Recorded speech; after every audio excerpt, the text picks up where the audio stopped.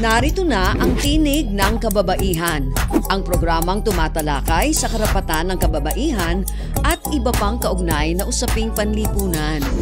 Tutok na sa programa kung saan ang boses mo ay mahalaga. Ito ang Tinig ng Kababaihan.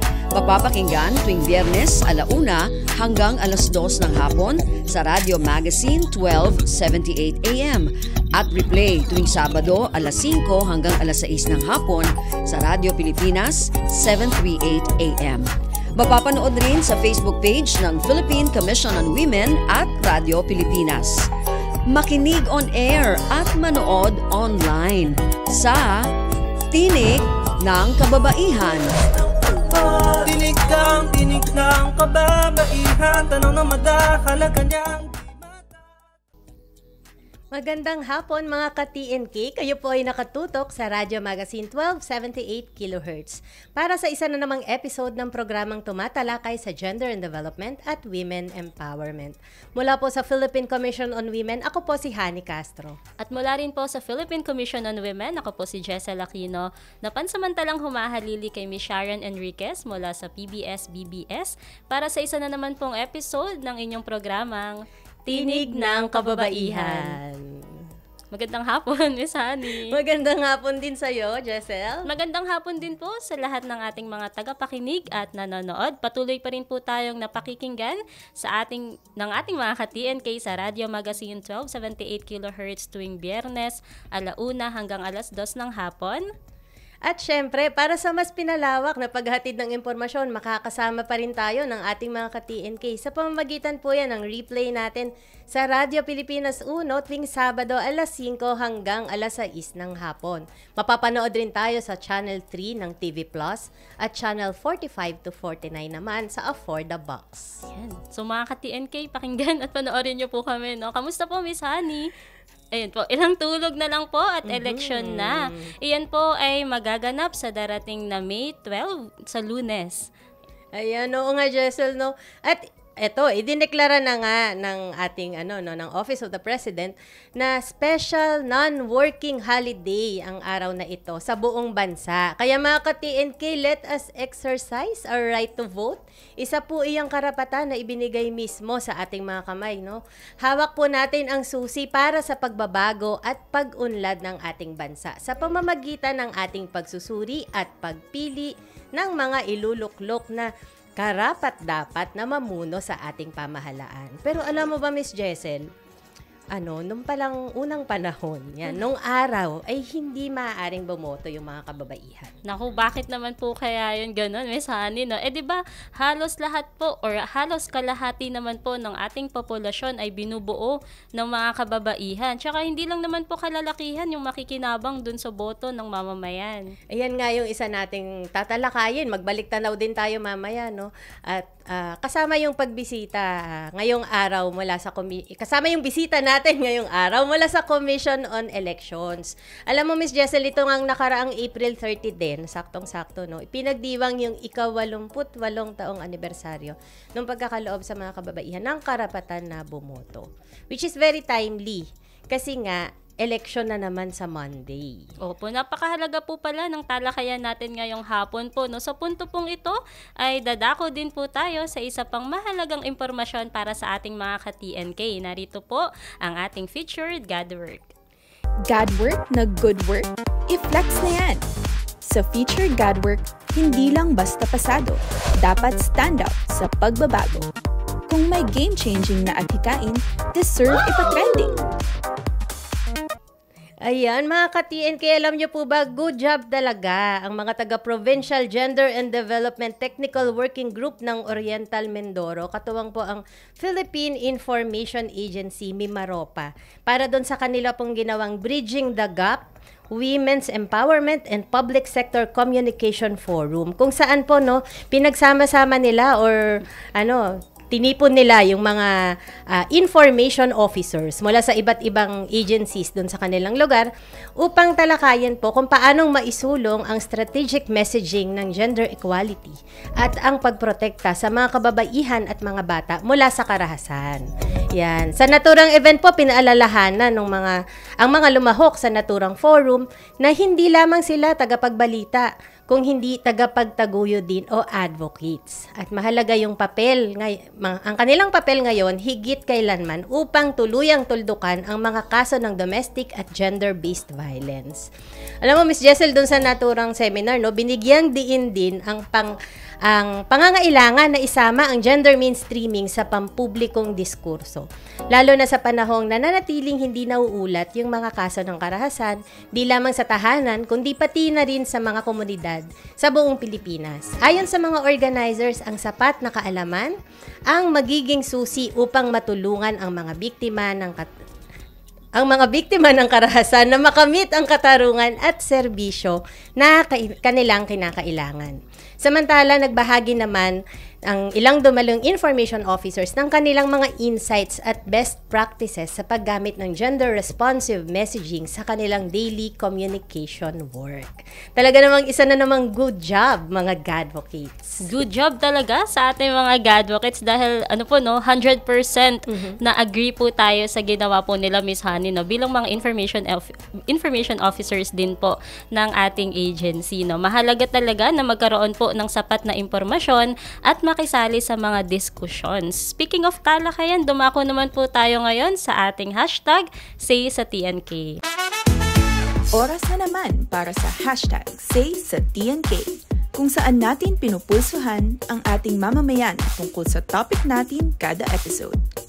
Para sumali, bisitahin at i-follow ang PCW Facebook at X accounts sa @PCWGovPH kung saan ipopost kada Webes ang ating question for the week. Dito sa TNK, lahat tayo may say. Kaya makipagtalakayan na sa amin at sumali sa hashtag Say sa TNK.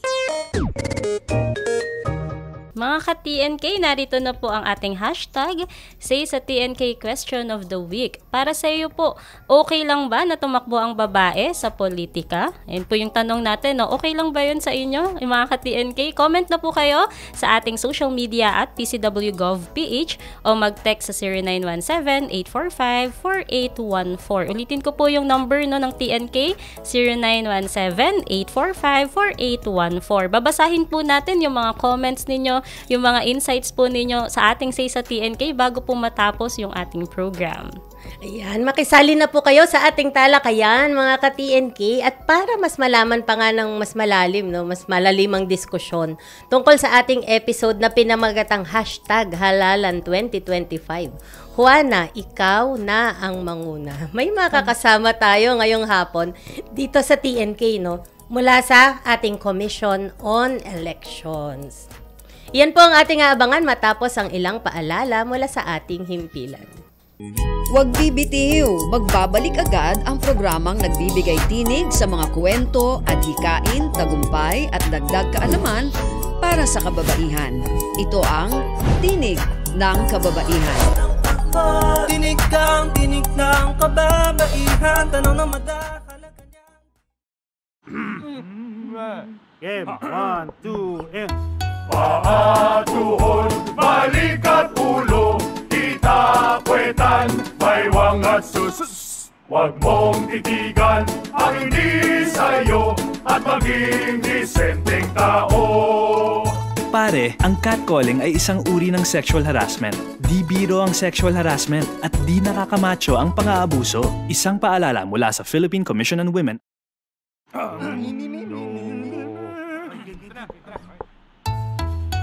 Ang sumitsit ay pangmangmang, ang sumipol ay panghunghang. Ang babae sa lansangan, huwag iritan kundi igalang. Pare, ang catcalling ay isang uri ng sexual harassment. Di biro ang sexual harassment at di nakakamacho ang pang-aabuso.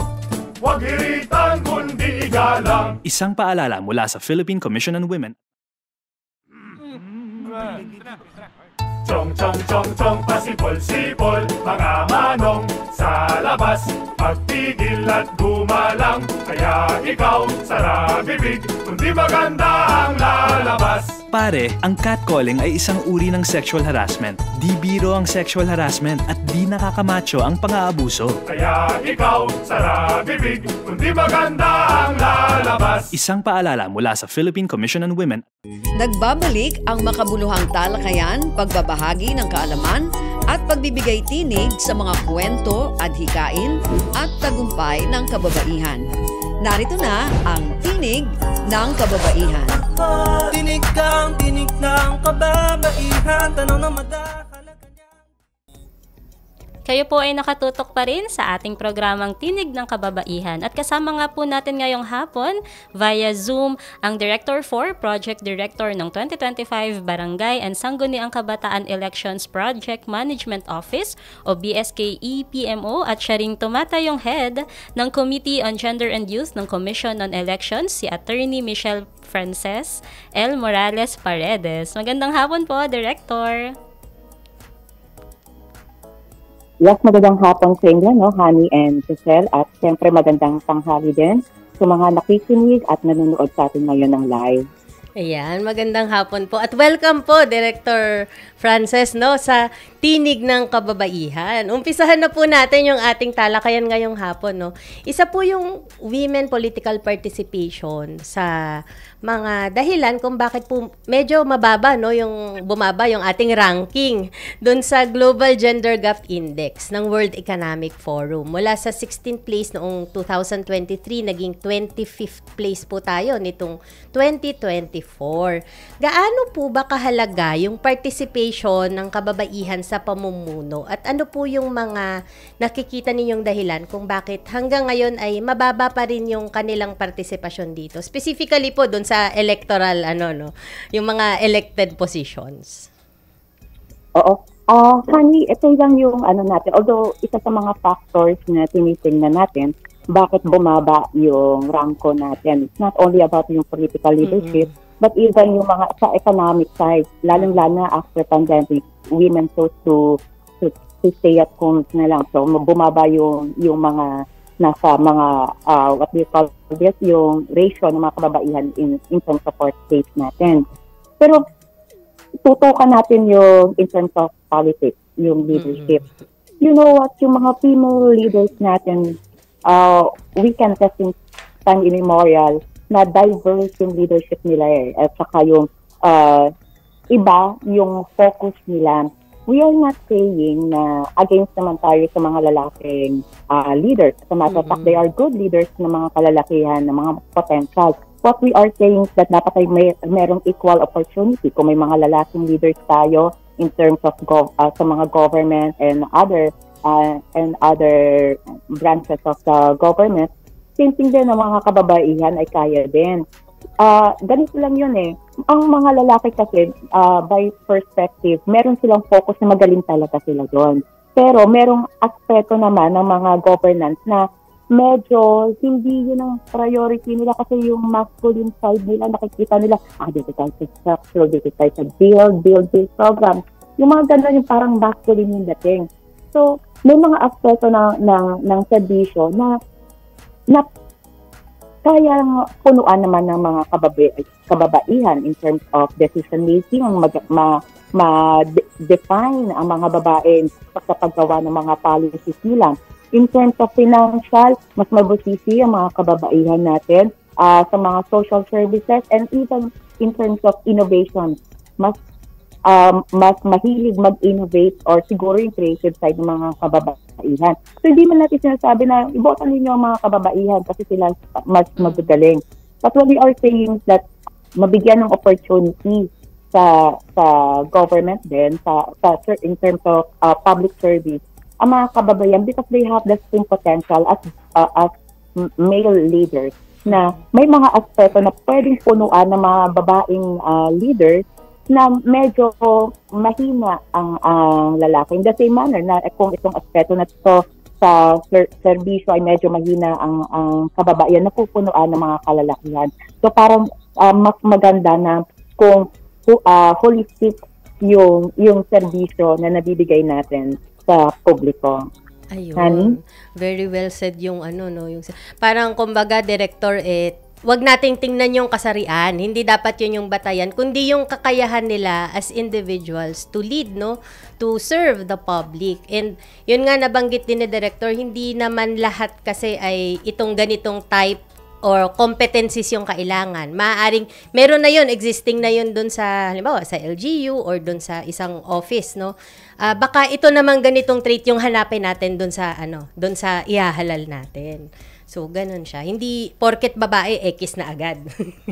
Parang bigyan naman po ng opportunity, ganun. Tama naman po.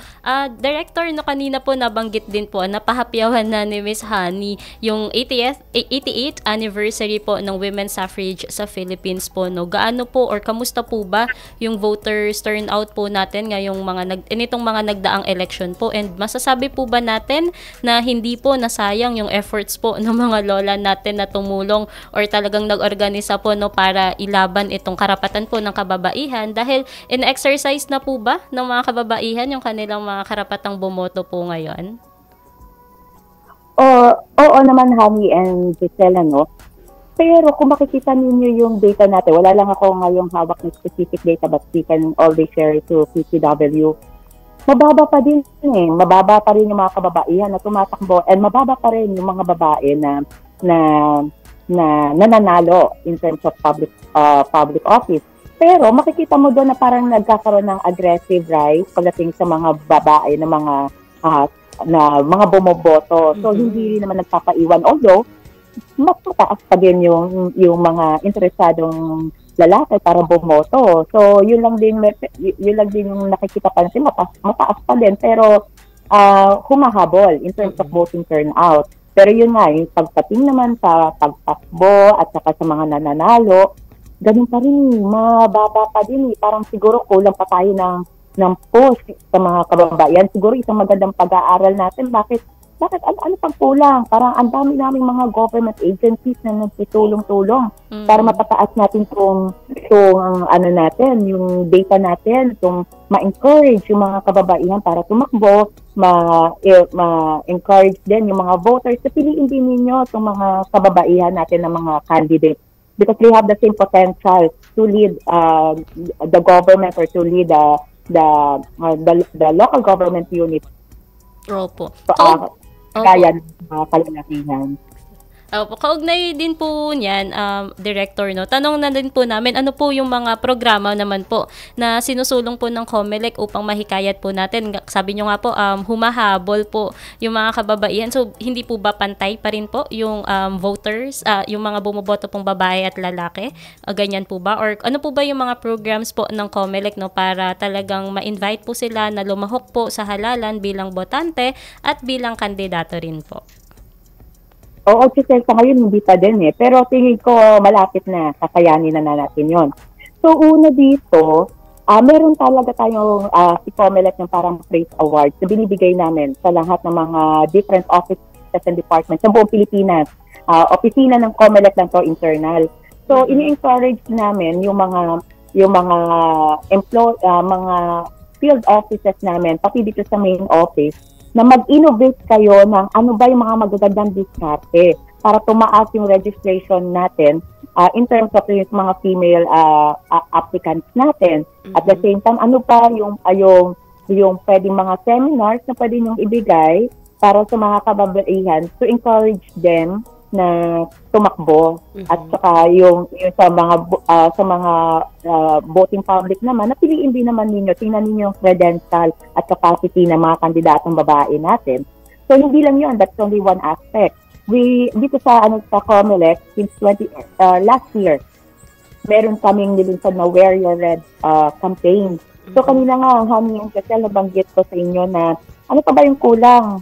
Kasi hindi man nagkukulang si COMELEC, and I'm sure yung ibang mga government agencies, yung ang mga LGUs, hindi rin sila nagkulang by initiating programs to encourage women na tumakbo kayo, na ito yung mga available na mga platforms para sa atin para matulong natin ang kandidatura natin. So, isa kasi sa mga tinignan namin, this is just a feasibility study. Na baka we need to touch on the self-confidence of women. When we say self-confidence, kasi maraming factor bakit bumaba yan. Baka these women suffer from previous discrimination. These women suffered from, yung may past experience sila in terms of leadership na ang ganda ng effort nila, pero bakit hindi ako pinili ng mga tao? Pinili nila yung kalaban ko na kilala naman siguro ulit corrupt, and yet ako natalo pa rin ako at ang layo pa ng lamang. So, paano mo ngayon hihikayatin itong mga babaeng ito na potential magagaling sana ng leaders? Pero dahil bumaba ng self-confidence nila, ayaw na nila. Not to mention dito, Honey and Giselle, na may mga victims din ng mga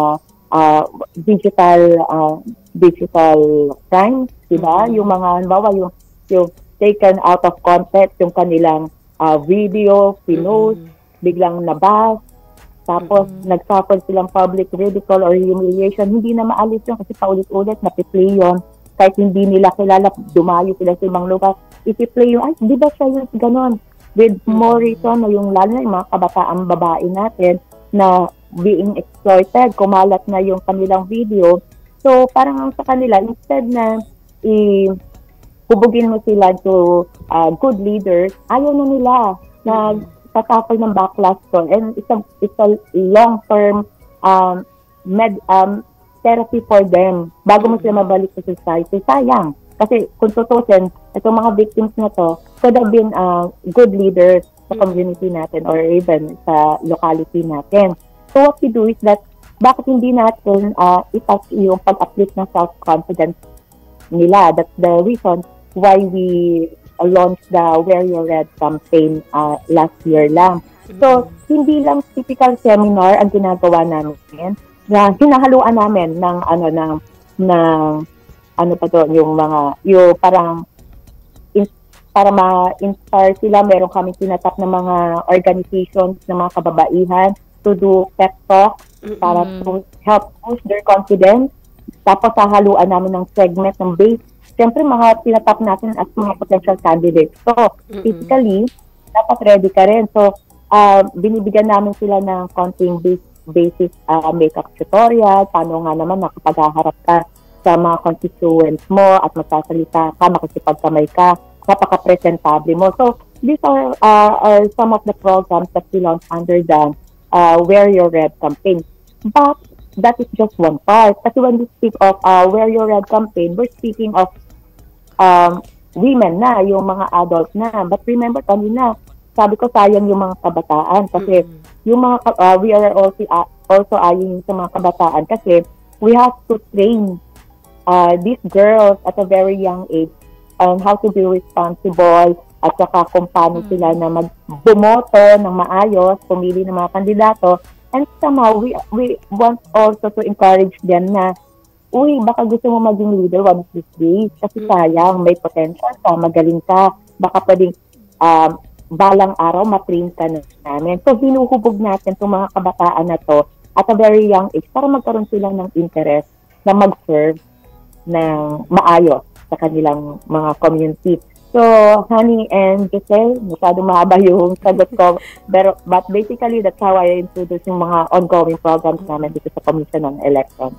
And I think napaka-interesting nung shinare ni Director Frances, no, na meron palang ganung effort si COMELEC, pati yung parang kumbaga nire-ready nila na maging in the future pwedeng tumakbo yung mga kababaihan at maging yung mga kabataan, no, yung mga kabataang babae. So talagang hopefully pag nagtuloy-tuloy yung mga ganitong programs at napalawak pa natin, baka dumating din po yung tayo dun sa point na talagang andyan na, unti-unti na tataas na yung yung bilang talaga ng mga kababaihan na confident, hindi lang confident, yung nandun yung kumbaga competent na mamuno, and magigain din nila yung talagang mas malawak na trust ng ating mga bumoboto sa halalan. Ayan. Director, isang malaking, lalo na po kung sa national kasi level, medyo malaki-laking gastos yung kailangan natin. So, minsan talagang kailangan mo ng isang grupo or political party na susuporta o aagapay sa'yo doon sa kampanya.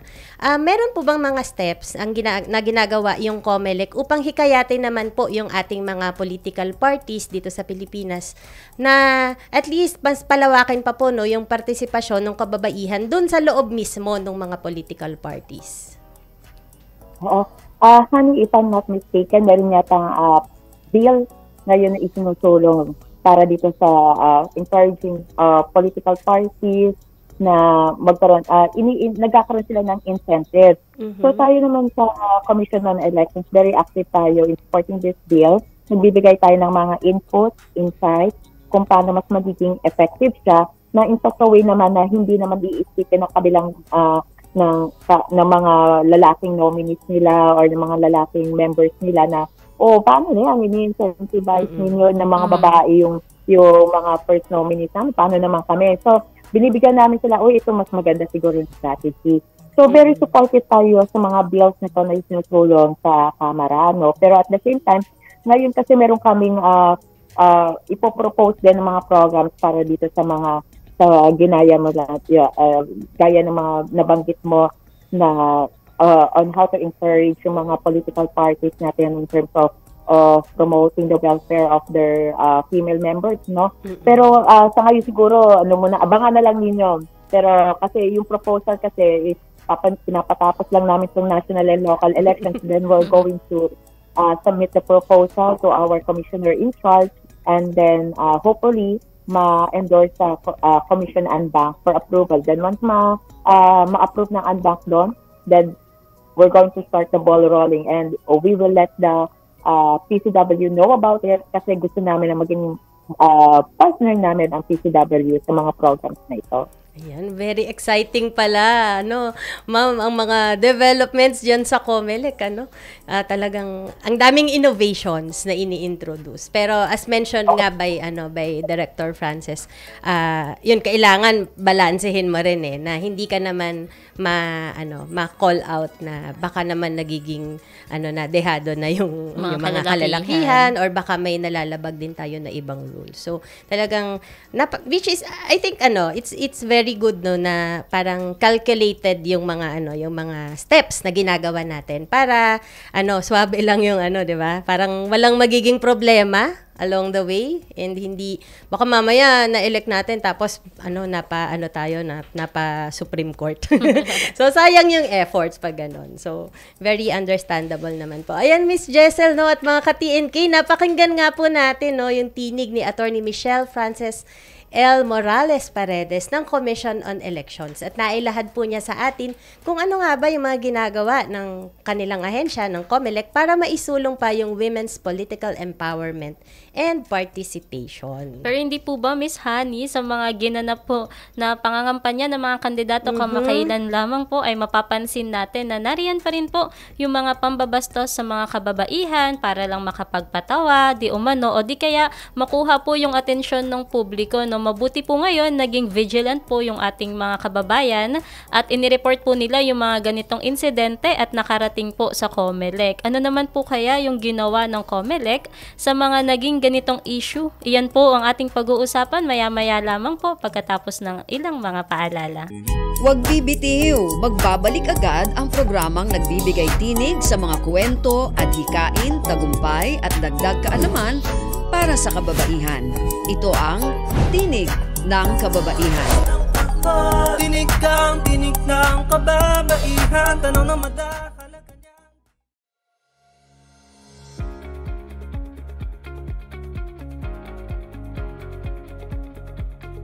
Mga kababayan, mga halal, mga botante sa darating na halalan, ako po muli si Ermelita Valdeavilla, tagapamuno ng Pambansang Komisyon ng Kababaihan. Kapwa-ina, kaibigan, mamamayan, at tagapagtaguyod ng karapatan ng kababaihan.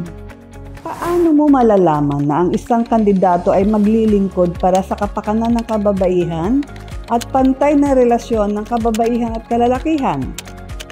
Madali lang yan. Hindi lang sa sinasabi kundi sa gawa. Una, dapat ay marespeto, inclusive. Walang mapanirang salita at hindi ginagawang katatawanan ang pang-iinsulto sa kababaihan. May respeto sa mga napag-iiwanan sa daloy ng lipunan. Hindi bukang bibig ang makamundong pananaw sa kababaihan. Pangalawa, marunong makinig. Kinukonsulta ang mga kababaihan, lalo na yung mga mahihirap, may kapansanan, at mga nawawalan ng pag-asang umahon sa paghihikahos. Pinapakinggan ang boses ng mga hindi naririnig sa lipunan o napag-iiwanan sa pag-unlad. Pangatlo, may ginagawa. Hindi lamang nangangako. Sinusuportahan ng mga programa at patakaran para sa kalusugan, pag-aaral, kabuhayan at kaligtasan ng kababaihan. Pangapat, nagsusulong ng pantay na pagkakataon sa trabaho, sa serbisyo sa publiko at sa pamumuno. Naniniwala siya na ang kababaihan ay karapat-dapat sa pantay na pamumuno sa lahat ng larangan ng buhay. At panglima, naninindigan para sa gender equality. Hindi dahil uso, kundi dahil ito ang tama. May tapang at prinsipyo na magsalita at kumilos para sa pagkakapantay-pantay ng kababaihan. Mga God advocates, tandaan, ang isang gender-sensitive candidate leads with empathy, acts with accountability, and governs with equality in mind. Yan ang leader na dapat nating iboto.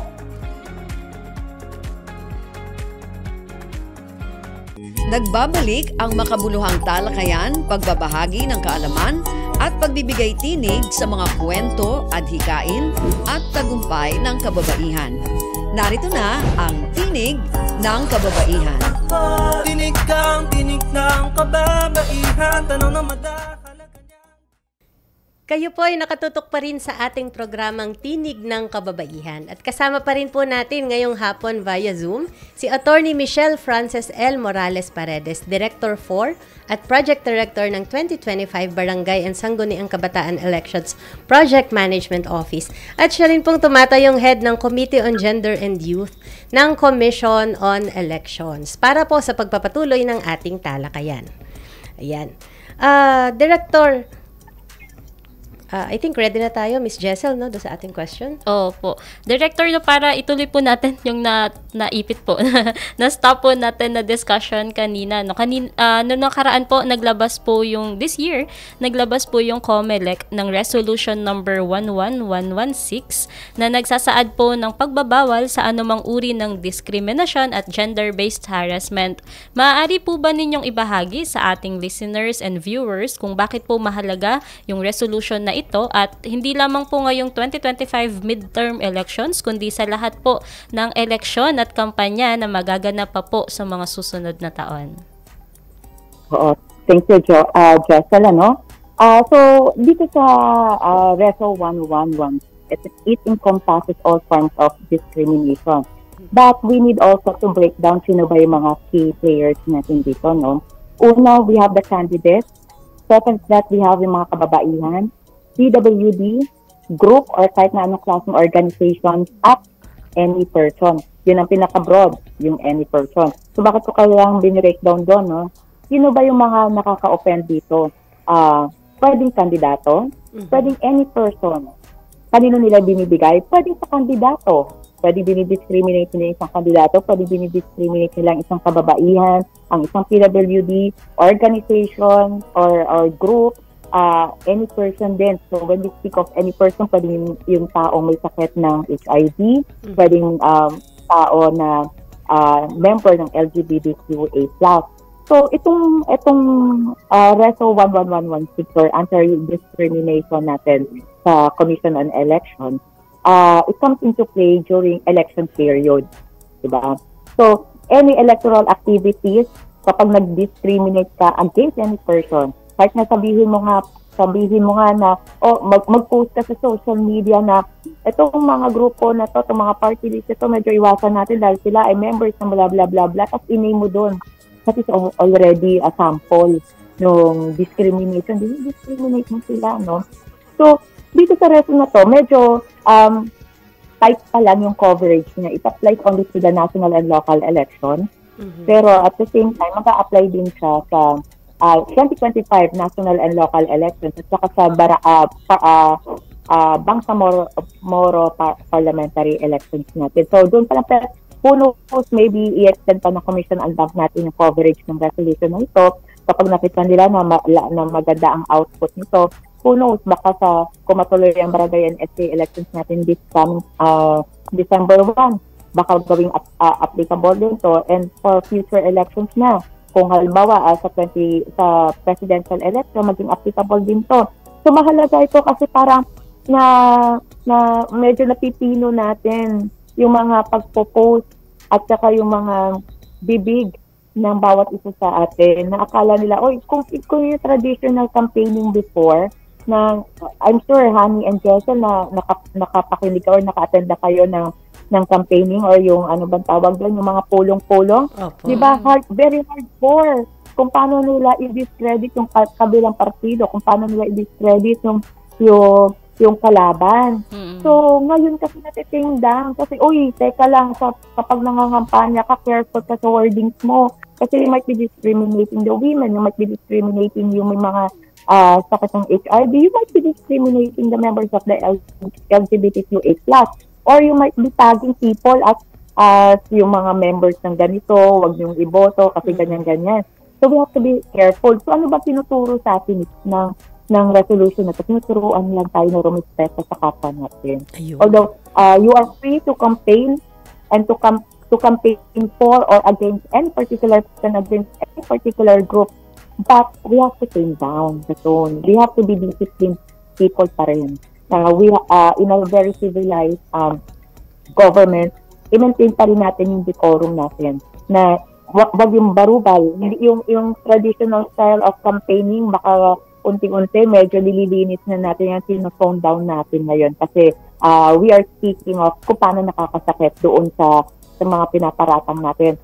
And unuulit ko lang, Hani and Jessel, no, it's not limited only to candidates or sa mga specific groups.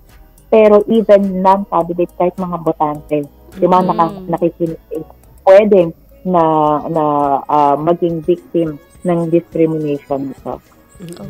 Tsaka parang mas, siguro po isa din sa naging parang objective ba? Or parang naging result po ng resolution na to ay yun nga po parang yung traditional campaigning before ay hindi na po siya applicable sana ngayon. Ganyan po. And mas nakaka-focus po yung kampanya doon sa ano po ba yung mga services or ano po ba yung mga plataforma po ng mga kandidato na to para dito sa ating mga nasasakupan po, no? Hindi yung parang nagpo-focus ka in terms of campaigning kung paano nasisirain to, yung ganun. Pero wala na yung mga...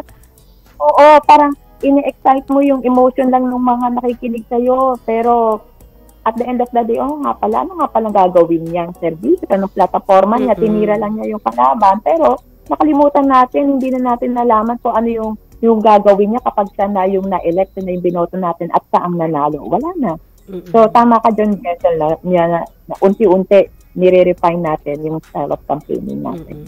Kasi naman yun naman talaga yung, supposedly yun yung goal, no? O layunin. Ba't tayo nagkakaroon ng mga campaign sorties, pinapakilala natin yung sarili natin bilang candidate and yung balak natin at mga pangarap natin na ipatupad once na tayo yung na-elect dun sa posisyon. Hindi yung parang nagiging vigilant na rin, at least very vigilant na rin po yung mga kababayan natin, no, na nakakarinig, nakakapanood ng mga ganitong mga traditional pa rin o makalumang style sa kampanya na parang, bakit ganito tong candidate na to? Bakit nagaganyan siya? Mga sexist na joke, ganyan.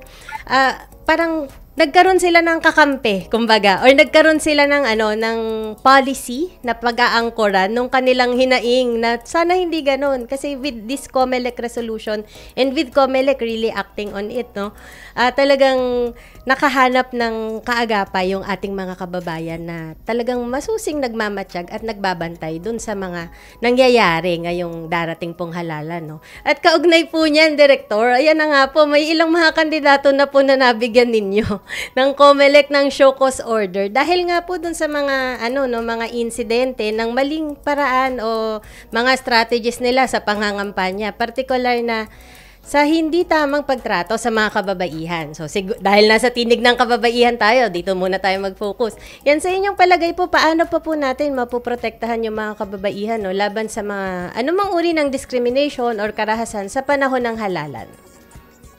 Oo. Honey, meron lang tayong siguro na 3 punto, no? Ang unang punto natin dyan, pwede ka maging support group eh. You know, a simple helping hand doon sa mga napahiya or naging biktima ng discrimination discrimination na ito, malaking bagay na yun eh. Di ba, minsan kasi parang, bawa, tayo, ang personal experience natin, tayo discriminate, napahiya tayo, tapos we feel all alone. Di ba parang ano ba yun, parang bumuka na lang lupa, kainin na lang ako. Pero napakalaking ginhawa sa atin na biglang matatapiyo, sige lang, nandito kami. Kung isipin yan, nandito kami. Ang laking bagay yun. That is one point. Let's be the support group ng mga nagiging biktima ng discrimination. So, pangalawa, we can also be a witness. Kasi di ba meron tayo mentality na nakita natin, grabe, sama naman na ugali, bakit ginawa yun? Grabe, bastos talaga. Pero wala ka nang gagawin kasi ayaw mo na makialam. Sila na lang, pero napakalaking bagay kung tatayo ka as witness. Kasi di ba, hindi lang to mag-show cause ka, may fact-finding investigation dito, masasampahan ka na ng kaso dito. So, malaking bagay dito. So, hindi lang to mere sige, mag-show cause ka, paliwanag mo, ba't mo ginawa? Hindi yun. Talagang kakasuha pa dito. So, malaking bagay na mag-execute ka ng affidavit kasi nakita mo kung paano na ginawa yun. I-witness na yung biktima. Pangatlo, pwedeng ikaw mismo yung complainant eh. Bawa nakita mo na, lalo na, di ba, yung ibang mga victims, kaya nga sila nagiging victims eh. Kasi, hindi nila, there are certain types of victims na hindi nila kaya pagtangkol yung sarili nila. They would rather stay silent and forget as if and play pretend na as if walang nangyari. Kasi ayaw na nila eh. Parang hindi nila kaya pagtangkol yung sarili nila. Pero ikaw, na feeling mo, teka, parang may mali, hindi tama. Kapag inalaw natin ito at walang tumayo para sa taong ito, para sa babaeng ito, para sa batang ito, para sa member ng LGBTQA+ na ito, sino pang tatayo? So ako mismo magiging complainant. Magpa-file ako ng complaint kay COMELEC sa task force na ito, task force case, para mabigyan ng show cause yung ating responding. So yun, kasing bagay. Support group, maging witness ka, or di kaya baka pwede ito lang complaint. Sometimes you have to take an active part to make a change. Tama na yung audience lang tayo kasi yung pagiging audience natin, walang nangyayari eh. Paano kapag dumating yung panahon na tayo naman yung biktima? Anong mararamdaman mo? Kasi yung nasa paligid kayo, gusto lang nila audience. They sympathize with you, but none of them will speak on your behalf kasi audience lang sila. So, let's be active also. Na ayoko mangyari sa akin to, ayoko mangyari sa anak ko to. I will stand for that woman. I will stand for that girl, for that person. So yun, honey, masyado yata ako madaldal. Ayun. Pero napaka malaman nung sagot ni ni Attorney Frances. Kasi tama nga Miss Jessel, no, hindi enough na merong policy si COMELEC at nandyan sila at pwedeng mag-report sa kanila. Dapat yung mga nakaka-witness talaga, kasi yun, kailangan yun eh, kasi kaso siya, di ba? It's parang dadaan siya sa proseso. Hindi naman porket napanood ni COMELEC yung isang video o recording nung isang incident, ay yun na yun. So kailangan dumaan siya dun sa due process na tinatawag natin. And that would need yung mga eyewitness talaga na account, na yung mga taong nandun talaga sa pinangyarihan ng insidente at napanood nila yung buong pangyayari. Kasi maaaring sabihin na, kasi splice naman yung video na yan parang inanggol lang nung kalaban ko laban sa akin. Pwede kasing i-claim na ganun. Pero mas maganda yung meron nga talagang titindig na mga nandun mismo sa pangyayari at maglalahad na ito po yung buong nangyari. Yung totoong nangyari. Oo. Yan.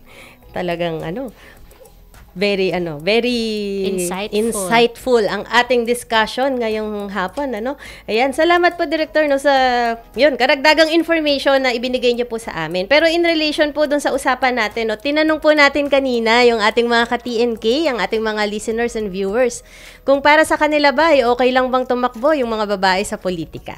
So ito po, ayan, balikan natin. Ano po ang sagot ng ating mga ka-TNK? Ayan, sabi po ni Nadia Hana, definitely 100%. Yun lang. Short and sweet. Opo. Sabi naman po ni Jonalyn Lagmay, opo, okay lang na tumakbo sa politika ang babae. Ang politika ay dapat bukas sa lahat ng may kakayahan at kwalifikasyon anuman ang kasarian. Maraming babae ang nagpakita ng husay at dedikasyon sa larangan ng politika at sila ay dapat bigyan ng pantay na pagkakataon na makilahok at maglingkod sa bayan. Ang mahalaga ay ang kanilang kakayahan, plataporma at serbisyo sa publiko, hindi ang kanilang kasarian. Yan. Sabi naman ni Marita Castillo Pimentel, ang pagkakaroon ng sapat na bilang ng mga babae sa politika ay mahigpit na kahingian ng isang demokratikong lipunan. Bukod sa representasyon, sila ng kalahati ng lipunan, dala ng babae ang kolektibong karanasan at kasanayan sa pamamahala na mahalagang maging bahagi ng gobyernong makatao at makatarungan. Sabi naman po ni Ami Cabanes, hindi kailangan ng batas, marami na tayong batas, maayos na implementation lang at sabi naman po ni Evelyn De Jesus Valerio, the participation of women in politics is crucial for a just, democratic, and prosperous society. Their contributions are essential for achieving gender equality,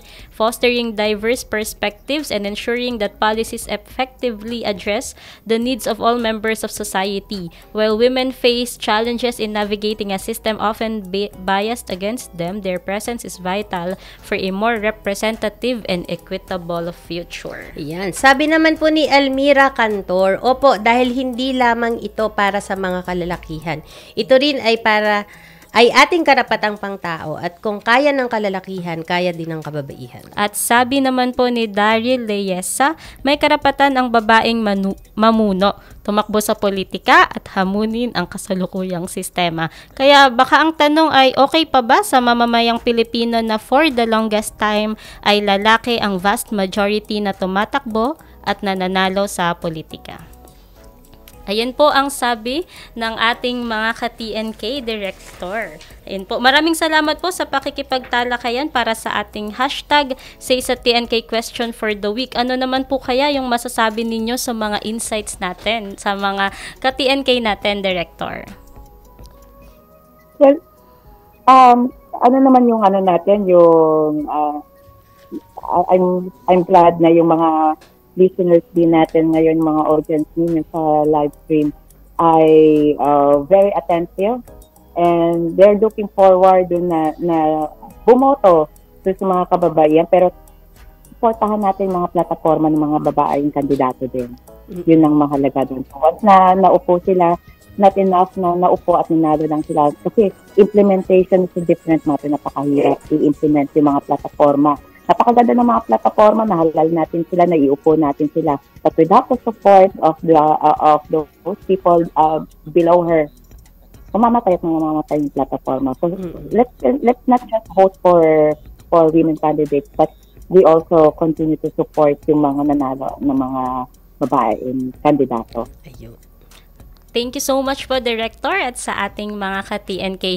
Ang bilis po ng oras, pero wag po kayong bibitiw. Magbabalik po ang Tinig ng Kababaihan matapos ang ilang paalala.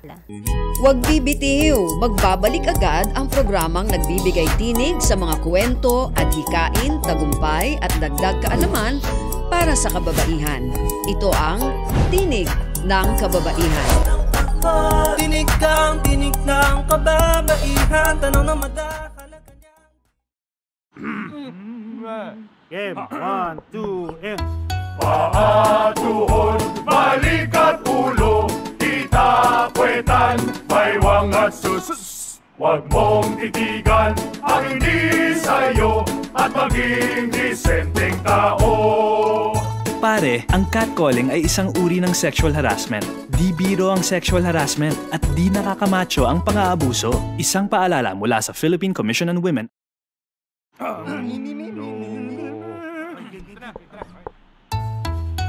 Ang sumitsit ay pangmangmang, ang sumipol ay panghunghang.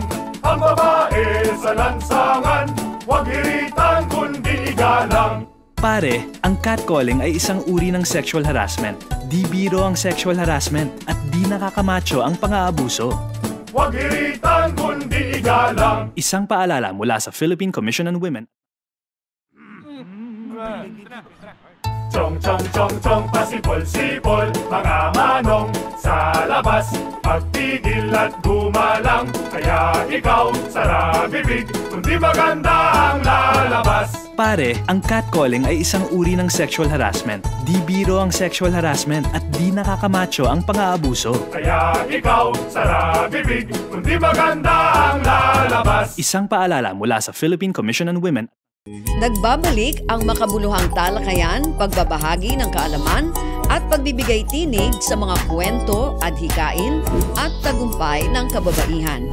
Narito na ang Tinig ng Kababaihan. Tinig ng kababaihan, tanong na madakala.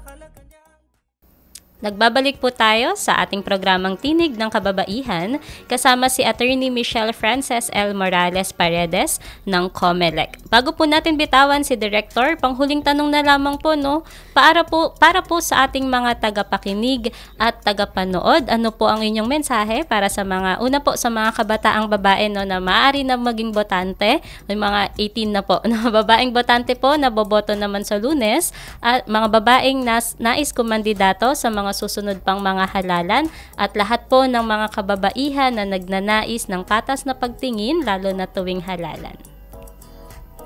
Sa mga kabataang babae natin, ng mga first-time voters, para sa mga sure na excited kayo. Pero sa pagboto mo at pagpili ng mga susunod na leader, dyan magsisimula ang pagiging responsableng mamamayan mo. So dapat pumili ng tama, pumili ng sapat.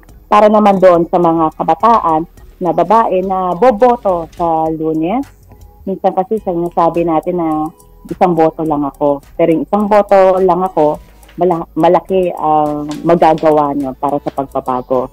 So hindi lang isang boto lang ako.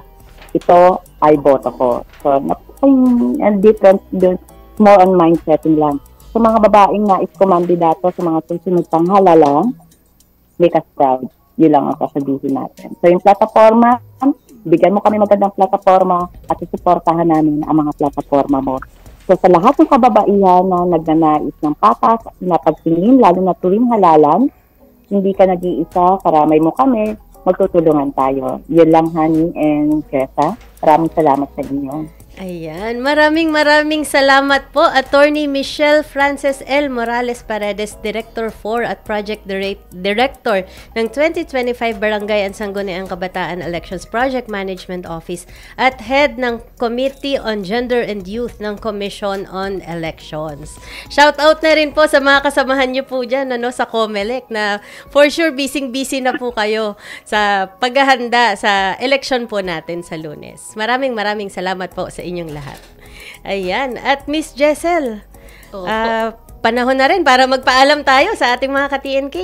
Opo, maraming salamat po ulit kay Director Michelle Frances L. Morales Paredes po, and sa COMELEC po, nawa po ay patuloy na isulong ng COMELEC ang gender equality at women's political empowerment sa ating bansa. And Miss Honey, at sa ating mga ka-TNK po, na it has been 88 years mula po nang mabigyan po tayong mga kababaihan ng karapatan na bumoto, at sana nga po ay gamitin natin ito sa matalino at mapanuring pagpili sa mga magsusulong ng ating karapatan. Tiyak po na pasasalamatan din natin ang ating mga sarili kapag ang karapat-dapat po na kandidato ang nailuklok natin sa gobyerno. Speaking of pasasalamat, nais na po naming pasalamatan yung mga nakatuwang po natin dito sa Radyo Pilipinas Presidential Broadcast Service, Bureau of Broadcast Services sa pamumuno po ni Director General Fernando Dindo Amparo Sanga, at mga production personnel na nakatuwang natin sa broadcast natin ngayong araw. At syempre, salamat din po sa mga nakasama natin mula sa Philippine Commission on Women, sa amin pong management Management Committee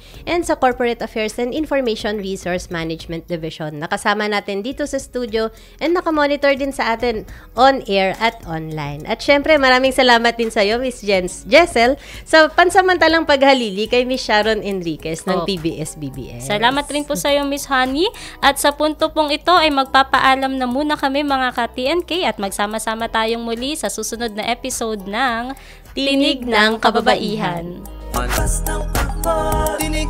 Tinig ng kababaihan, tanong na madakalaga niyang